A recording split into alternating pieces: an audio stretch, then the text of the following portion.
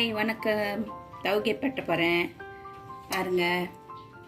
தவுகே குச்சாய் எல்லாம் அலசி வெட்டி வச்சுருக்கேன்.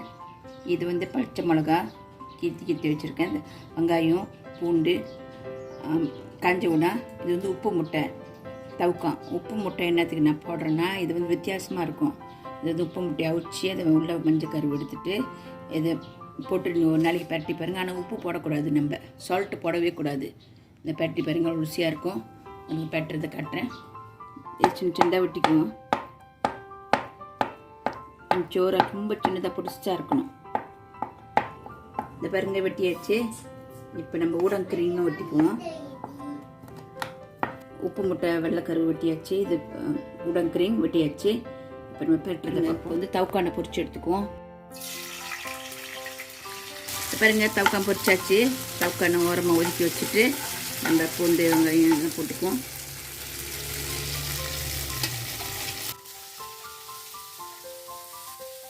கொஞ்சம் வதங்கி வரட்டும், நல்லா கொஞ்சம் ப்ரௌனாக வரட்டும்.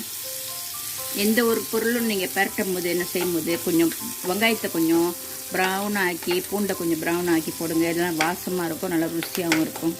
பாருங்க ப்ரௌன் ஆயிடுச்சு. இப்போ நம்ம கூடாங்க இதையும் போட்டுக்குவோம்.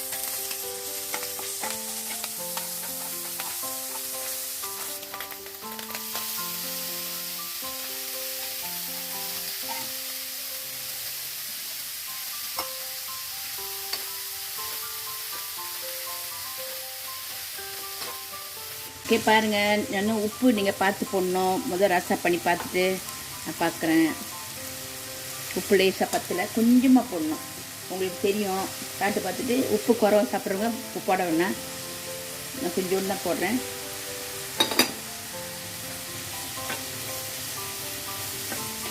ஓகே, நம்ம தவுகே குச்சாய்க்கிற ரெடி. நீங்களும் ட்ரை பண்ணி பாருங்கள் உங்கள் வீட்டில்.